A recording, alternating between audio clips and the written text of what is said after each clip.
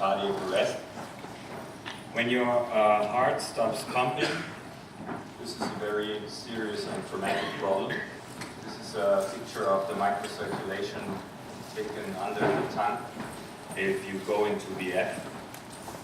What you see is that the vessels that are here well perfused, even the small ones, the capillaries, start to have blood flowing.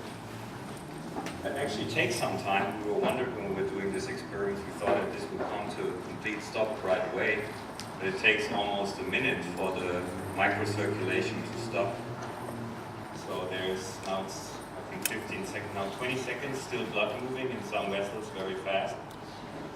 But you see here now there's a complete stop here in the capillaries especially, and here in the larger vessels. So what happens now is that you collapse and that you stop breathing. And in my opinion, every strategy that needs to or wants to improve outcome includes return of spontaneous circulation, or if you don't have that, a state in which tissues are provided with enough substrate to maintain adequate function. So the way we're doing that since 30, 40 years is cardiopulmonary resuscitation. And this is a very old slide from Norman Paradis, in which he demonstrated that if you compress the chest very hard, that you can increase coronary perfusion pressure up to a threshold, which is usually around 15 millimeters of mercury. And then you have a very, very high chance of receiving return of spontaneous circulation. Now, what we have learned over the years that at best this brings back 50% of the people. And then we thought it's very wise to use these devices, and what we have learned over the recent years is that yes, in special circumstances they may be useful, but in general they are not better than very good manual CPR. So if you think about moving blood in a mechanistic way, modern CPR is a very uncontrolled way of redistributing blood throughout the body, because the only things that you can modulate is the depth of compression and the frequency, nothing else. So another more aggressive method would be to modulate reperfusion by taking the blood out of the body and then reperfuse it in a vein. And with this you can modulate the reperfusion, you can control blood flow, the temperature at the same time, which we know is very important. You could even modify the reperfusion fluid that you're using. So that's what we call cardiopulmonary bypass. And if you do that in an experimental setting, this is very, very effective. This is a study from a very active German group in Freiburg. And they were putting swine onto extracorporeal life support and compared that to a regular CPR approach. 15 minutes of untreated VF is a very long time for those who are familiar with laboratory CPR research. 10 minutes is already long, 15 minutes is really very long time. They did chest compressions, ventilation, epinephrine for up to 20 minutes. And in the other group, after 15 minutes of VF, they started the extracorporeal circuit. And what they also did is that they primed the cardiopulmonary bypass with some special ingredients, lidocaine. They were depleting leukocytes. They were preventing hypocalcemia. And they put some mannitol inside. So some kind of secret things that they thought would help to modulate the reperfusion injury. And that was actually very successful, because in the control group, none of the animals could be resuscitated, and in the extracorporeal life support group, all of these 7 animals could be resuscitated. And yes, they had some problems, they had some ischemic lesions, they had some brain edema, but overall, these animals, after 3 days, were doing fine. They could stand up, they could obtain food, so they had a very good neurological outcome. So let's put everybody on ECMO. I'm not so sure about it. We will see in the next slides.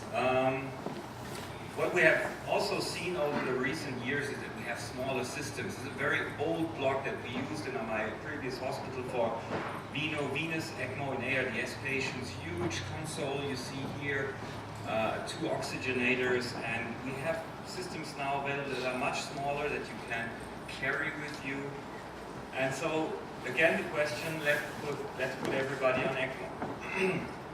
Actually, it's a trend all over the world. This is data from Germany, but this is in parallel to the ELSO registry. So what we see worldwide is that we have kind of a little decrease in the use of venous ECMO, as you see here. But we have a massive increase in the use of arterial ECMO. This is especially here in Germany after the SHOCK 2 trial, where intra-aortic balloon pump was kind of kicked out of the field. We have a massive increase now in veno-arterial ECMO support in patients in Germany. Probably also due to the fact that we can now replace the heart with other devices, left ventricular assist devices, who have a permanent setup. But we are talking about cardiac arrest. And I want to show you a little bit about the reality of the use of ECMO in cardiac arrest patients. This is a prospective study from Paris, a very active group, which decided to take ECMO into the field. So patients that collapsed pre-hospital and had unsuccessful CPR attempts for, I think, 10 minutes. They were called into a special team was called, and they tried to bring those patients under ongoing CPR into the hospital and then cannulate them and put them on veno-arterial ECMO. And these patients were deadly sick when they entered the hospital. You see the initial lactate values here are around 6.9. The arterial pH is 6.9. The lactate levels are here around 15 millimoles per liter. And yes, when you started ECMO on those patients, they were able to increase the pH and to lower the arterial lactate levels. But overall, the survival is very, very poor. You see that the number of patients in total was 51. And this is something we don't have to forget. In 9 patients, so 20% of the patients, it was actually, although this was a very dedicated group, they were not able to cannulate those patients and to put them on it. So it's not so easy to do, it's a difficult task, and even then here, survival for 24 hours, only 40%, and the 28-day survival, very poor, 4%. Don't forget, patients were in arrest almost then for 2 hours, I have to admit that. So ongoing CPR for almost 2 hours, then put them on ECMO, survival seems to be very bad. So maybe we have to be earlier, or what I think, maybe you have to be less invasive, and this is something I want to show you in the next few slides. We were thinking about maybe you can move blood not by taking it out of the body, but moving the blood that is inside the body. And this is a device that is used by cardiologists. It's a so-called impeller device. So it's a little propeller here that spins with almost 15,000 spins per minute. And with this, it's able to provide a flow of up to 2.5 liters and can be inserted via the femoral artery. So we were testing that in our very established pig model. And what you see here is the heart of a pig has a Swan-Ganz catheter inside. And what I will show you in a second is that the device is coming up here, the ascending aorta, the descending aorta, and then will sit in the left ventricle. So now here the device is coming up, going through the aortic arch, and now sits on the bottom of the left ventricle and is then able to provide 2.5 liters of flow. So we tested that in our pig model. So we had a BF time of 10 minutes, pretty long for laboratory CPR research.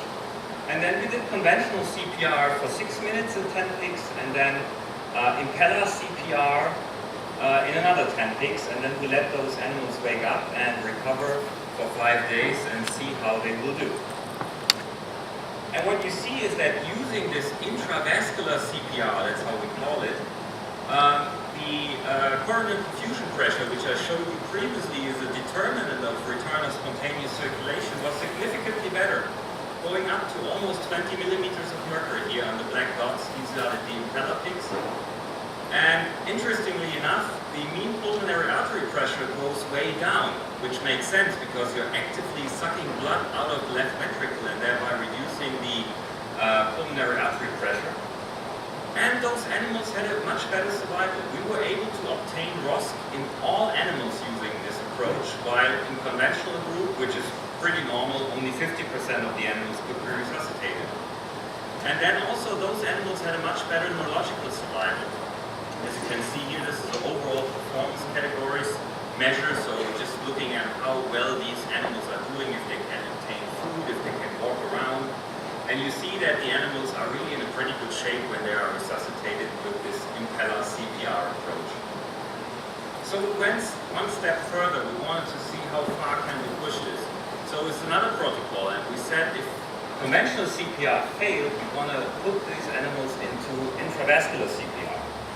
And this is another sub-study here, the results, 10 pigs, and out of these 10 pigs, 8 had no ROSC, and then we introduced them the intravascular CPR device, and then again 80% of the animals could be resuscitated. Now we're talking about 22 minutes of low flow and no flow time. Again, this was mediated through the coronary perfusion pressure, as you can see here. Starting the intravascular CPR was able to increase the coronary perfusion pressure in all those animals, and that was the reason why they could be successfully resuscitated. So we were wondering, 2.5 liters of flow are the maximum capacity of this device, but when we were using it, we thought, or we recognized that only 1.5 liters of flow could actually be created. And we were wondering, maybe this is because there is an obstruction of blood coming from the right to the left side. Okay? So we thought maybe if you give a drug that is lowering mean pulmonary artery pressure, you can have more blood flow coming from the right to the left side. So we were introducing nitric oxide in these animals because it's a potent vasodilator in the pulmonary vasculature. So this is the study protocol. It's pretty much the same as what I showed you before. We started CPR here and then started to inhale these animals with 20 parts per million of nitric oxide. And what we found is that the flow was really better using inhaled nitric oxide. As you can see here, we had flows that were almost, you see 1.5 liters in the regular group and almost up to 2 liters in those animals that were receiving inhaled nitric oxide. Again, this led to a better coronary perfusion pressure. Pulmonary artery pressure goes down, what we expected. And interestingly enough, those animals were also better off neurologically. Survival was the same, no matter if you used inhaled nitric oxide or not. But the overall performance category was better in those animals. And this is something that is pretty new, is that inhaled nitric oxide may also be a neuroprotective agent by redistributing blood flow to the brain, because nitric oxide can bind to hemoglobin and is then carried throughout the body. And in areas where there is a very low tissue PO2, NO is released again and can redistribute blood flow. And we measured that in the pigs. They had a cerebral oxygen saturation, a nearest measurement on their forehead. And these are the results. You see that the animals that were receiving inhaled nitric oxide had a significantly higher cerebral oxygen saturation during this period. So this is the mechanism that I showed you before. NO can bind to hemoglobin. It's not all the NO is inactivated in the pulmonary vasculature. And this has been shown previously by a German group here on the microcirculatory level. This is in a sheep model of stroke. If you give inhaled nitric oxide, you have a much better flow in those animals that receive inhaled nitric oxide, as you can see here on the left-hand side. If you give inhaled nitric oxide, you have perfusion in brain venules and arterioles, which you don't have when you are not giving inhaled nitric oxide. So there are two mechanisms that I propose. When you give inhaled nitric oxide, you can have a better perfusion during CPR, and at the same time it seems to have some neuroprotective effects by redistributing blood flow to the brain. And that's actually what we want. There will be a clinical study testing this hypothesis, not during CPR, but after CPR. This is a study in Pittsburgh by Cameron Despulian. 130 subjects will be randomized and I'm hoping that we will see a result in the next 2 or 3 years. So with that, I'm ready and trying to conclude. I think I've shown you that improving early blood flow both to the whole body and the heart is crucial for survival, and that intravascular CPR may be a more easy to deploy alternative to ECMO. You don't need 4 to 5 liters in that half hour of no flow. Maybe 1.5 or 2 liters is enough, and you are less invasive with this approach. And then if you augment that with inhaled nitric oxide, this may be beneficial in redistributing blood flow during and after cardiac arrest. Thank you very much.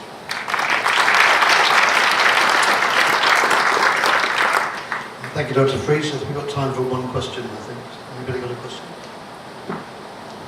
Get a microphone, please. Nice presentation. Good morning. Could I ask you, how long does it take to install intravascular CPR and ECMO, the difference between them? Between the two methods, you think? Yes. Well, actually, I mean, of course we're talking about laboratory conditions here. So the animals are cannulated before, so there's a sheath inside the femoral artery. But what we do is then to really put the impeller device through the sheath. It takes seconds. The question will be, how long will it take during conventional CPR in the field or maybe in the cath lab? But the venules or the cannulas are much smaller than the ECMO cannulas. Anybody who did ECMO here? Inserted cannulas himself? It's not so easy to do that if you're familiar with it. But cannulating a femoral artery and putting a sheath inside is easier to do. So I would argue that this is faster and almost as effective as ECMO.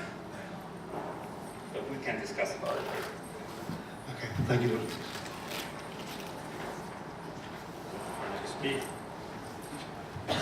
Our next speaker is Jerry Nolan from Bath, the UK, who will speak on airway management during CPR.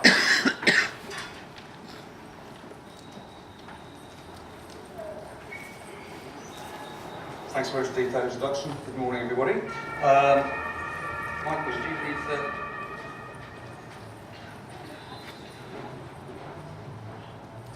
Tricky to get a talk without it. Is that a slide change? That's just the link.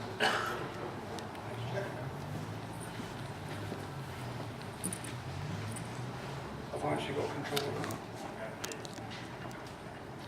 Yeah, that's fine. We're under control. Conflicts of interest. I've got listed there. I haven't got any financial conflicts of interest on this topic, but just a few intellectual ones, as you can see. Big topic.